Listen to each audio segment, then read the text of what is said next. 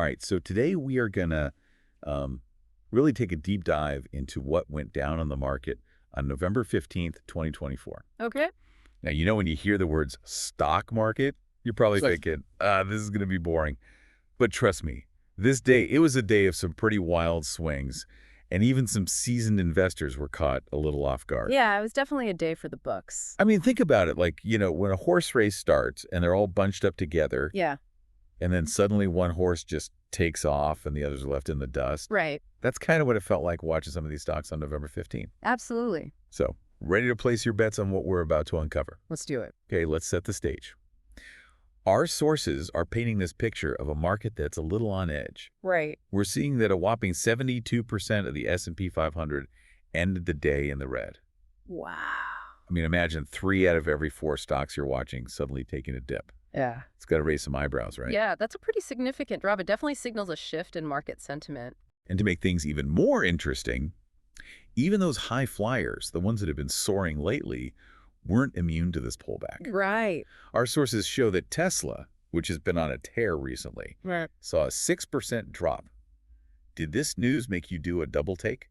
Well, Tesla has had such an incredible run-up lately that a bit of a pullback isn't entirely unexpected. Okay, yeah. It could just be a natural cooling off period, but it does make you wonder if investors are starting to reassess just how high Tesla can fly. Yeah, it's like everyone's holding their breath, waiting to see what happens next. Right. Now, this next bit of news really caught my attention. Palantir, the data analytics company, is making a strategic move. They're switching from the New York Stock Exchange to the Nasdaq Q. Interesting. But here's the kicker. They'll be joining the QQQ ETF. That's like going from playing in the minor leagues to suddenly being on the roster of a major league team. It's a big move, that's for sure. And it could have a significant impact on their visibility and potentially their stock price. But even with this exciting news, our sources highlight that Palantir's stock price struggled to break past $62. It's like they hit an invisible wall. Yeah, that's what we call a resistance level in trading. Ah. It's a price point where the stock has historically struggled to move higher. Think of it like trying to push a boulder up a hill. You need a lot of force to get it past that initial hump. Okay, so it's like they're facing some uphill battle. Exactly. Now, imagine you're watching all this market action unfold, and then Jerome Powell, the head of the Federal Reserve, steps up to the podium. Okay. What he says next sends ripples through the entire market. Yeah. Because, his words, they carry a lot of weight. He's like the conductor of the economic orchestra. He definitely sets the tone for the market. And what he signaled was that interest rate cuts are not on the horizon anytime soon, even if inflation is cooling down. Right. That spooked some investors who were hoping for a more, a softer approach. Yeah, it definitely created some uncertainty. Our sources clearly show how the market reacted. The S&P 500 took a nosedive in the last hour of trading. It's almost like everyone held their breath waiting for Powell to speak and then collectively exhaled in a sigh of disappointment. That's a great analogy. When interest rates are higher, it makes it more expensive for companies to borrow money, which can slow down their growth. Right. And when growth slows down, investors tend to get a bit jittery. So it's all interconnected. Absolutely. Okay, speaking of investors who aren't afraid to shake things up, let's talk about Michael Burry, the guy who famously predicted the 2008 housing crash. The Big Short. Exactly. What's he up to now? Well, he's been making some bold moves, and our sources have the scoop. Okay, I'm all ears. He has been quietly buying up shares of Chinese companies, specifically Alibaba and JD.com. Now, this is interesting because many investors are steering clear of China right now due to geopolitical concerns. It's definitely a contrarian move. Yeah, it's almost like he's going against the tide, betting that while everyone else is running for the hills, there are hidden gems to be found. That's Michael Burry for you. Always looking for value where others see risk. Yeah, it's like he's saying, don't just follow the crowd. Do your own research and find the diamonds in the rough. I like that. So we've got profit-taking, a cautious Fed, and a contrarian investor making bold bets. This is all happening against a backdrop where, according to our sources, the stock market is looking pretty pricey by historical standards. It's like going to a grocery store and realizing the price of milk has doubled since your last visit. Ouch. Yeah, and it's not just milk. It's like everything is more expensive. Right, inflation is definitely a factor. So what are these metrics, these price-to-earnings ratios, telling us about the market right now? Are we in a bubble? Well, they're hinting that the market might be a bit too optimistic about future earnings growth. Okay. And if those earnings don't materialize, or if something unexpected happens to shake investor confidence, we could see a correction, which is a fancy way of saying prices could drop. So even with exciting opportunities like Palantir's move and Burry's big bets, there's also a sense of caution in the air. It's like everyone's trying to figure out if the party's over or if there's still one more round left. I think that's a perfect way to describe the current market sentiment. There's a mix of excitement and apprehension, and it's creating a lot of uncertainty. But that's also what makes the market so fascinating. It's unpredictable. It's constantly evolving, and it's up to each of us to interpret the signals and make decisions that align with our own risk tolerance and investment goals. So it's a balancing act. Exactly. It's kind of interesting, though, even on a day when, like, most stocks were down, some sectors actually showed some real resilience. Oh, interesting. Like what are we talking about here? Well, for instance, the energy sector. Right. Our sources actually specifically call out Chevron. All right. They saw their stock price climb by 2%. Huh? While, like, others in the sector, like ExxonMobil and Occidental, they didn't do quite as well. So it's like one of those races where everyone's all bunched up at the starting line. And then suddenly, like, boom, one runner just breaks away from the pack. Exactly. And that kind of divergence within a sector, it can actually be a pretty valuable clue for investors. Oh, really? How so? Well, it suggests that there might be something specific about that company, about Chevron in this case, that's Yeah. making it, like, particularly attractive to investors at this moment. Interesting. So if we, like, zoom out a little bit and look at the bigger picture, could this be a sign that energy stocks in general are becoming kind of a safe haven in this volatile market? That's a good question. I mean, people always need energy, right? Right, exactly. So it makes sense that investors would turn to that sector when they're feeling uncertain about the market. Right. It's like that old saying, when in doubt, buy utilities. Exactly. But even within a sector like energy, you can't just, blindly pick any company. Right, right. Of course, of course. You got to do your research. Yeah, no, for sure. You have to dig a little deeper and really understand what's driving each company's performance. It's not a one-size-fits-all situation. That's right.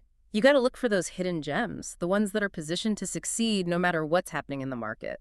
Okay, so we've talked about some big names making moves, Palantir switching exchanges, Michael Burry betting on those Chinese stocks. Right. But it seems like, according to our sources at least, some of those high-growth, high-flying stocks, the ones that everyone's been chasing lately, they're starting to show some cracks. Yeah, that's true.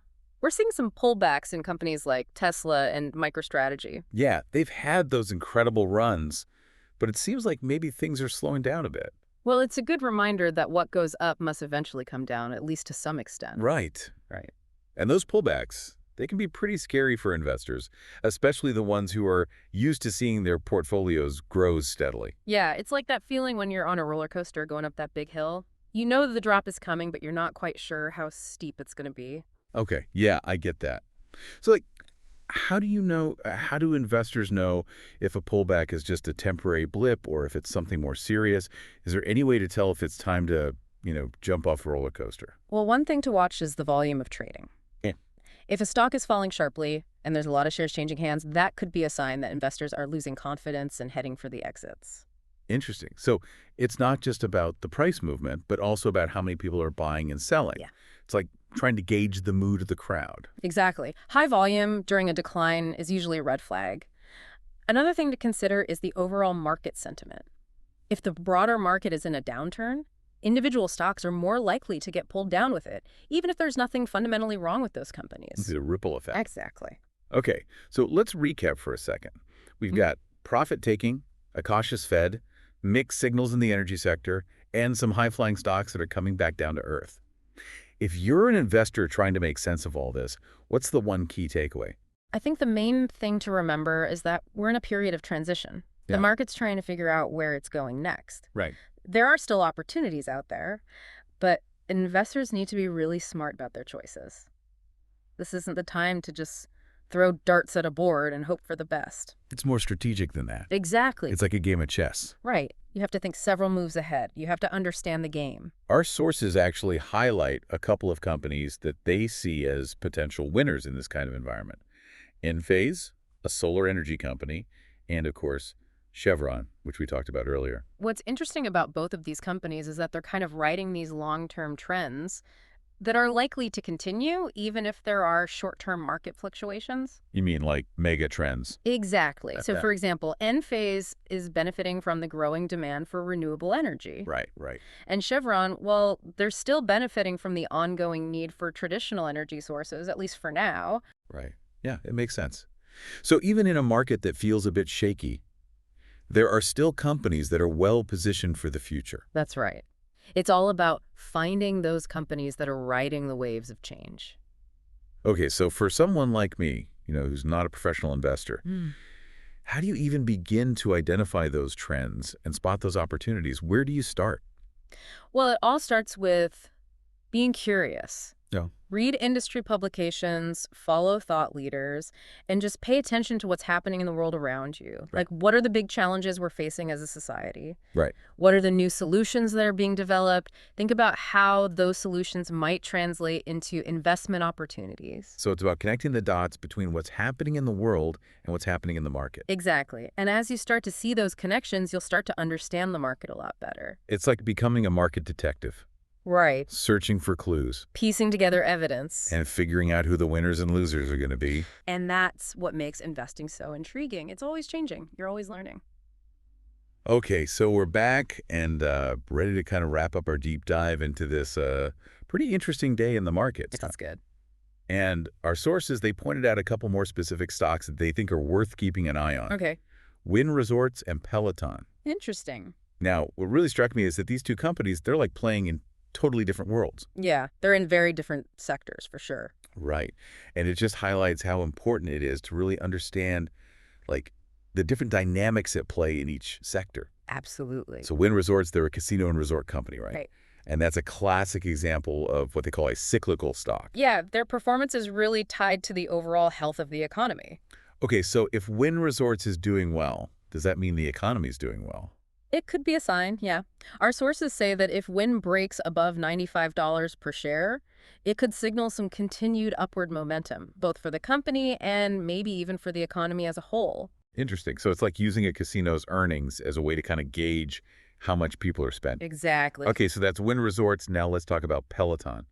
They're in the fitness tech space, right? Right, and they've been facing some headwinds lately. Yeah, it seems like the pandemic really boosted their business, but now that things are, kind of back to normal, Right, people are going back to gyms and stuff. yeah, Peloton's growth has definitely slowed down. And our sources suggest that a break below $7.95 per share could be a bad sign for them. Wow. Okay, so we've got Wynn Resorts as a potential buy signal and Peloton as a potential sell signal. It really shows you that you can't just look at a stock price and make a decision. You got to look at the bigger picture, right? Absolutely. You have to understand the context, the industry trends, and the company's fundamentals. Okay, now our sources also flagged Amazon as a potential short selling opportunity. That one really surprised me. Amazon's like the king of e-commerce, right? They are, but even the biggest companies can stumble. So what are they seeing with Amazon? Well, their stock has been trading within a certain range for a while now, and there's some concern that their growth might be slowing down. Yeah. If their stock dips below $210 per share, it could trigger a wave of selling, pushing the price down even further. So even Amazon isn't invincible. No company is. It's a good reminder that diversification is so important. Absolutely. You don't want to put all your eggs in one basket. Right, no matter how strong that basket might seem. Exactly. And speaking of diversification, Michael Burry's bet on Chinese stocks is a good example of thinking outside the box. It's definitely a high-risk, high-reward strategy. Yeah, but it also shows that you can find opportunities where others aren't even looking. That's true. Yeah. You just have to be willing to go against the grain sometimes. Okay, so we've covered a lot of ground today. We talked about profit-taking, interest rates, sector rotation, momentum shifts, and even some contrarian bets. It's been a wild ride through the market landscape. So as we wrap up this deep dive, what's the one piece of advice you would give to our listeners who are trying to navigate this crazy world of investing? I would say stay curious, stay informed, and don't be afraid to ask questions. Okay. Challenge your assumptions, seek out different perspectives, and keep learning. The more you know, the better equipped you'll be to make smart investment decisions. That's great advice. Thank you so much for joining us on this deep dive. It's been a pleasure having you here. It's been fun. We'll be back next time with another insightful look at the financial world. Until then, happy investing, everyone.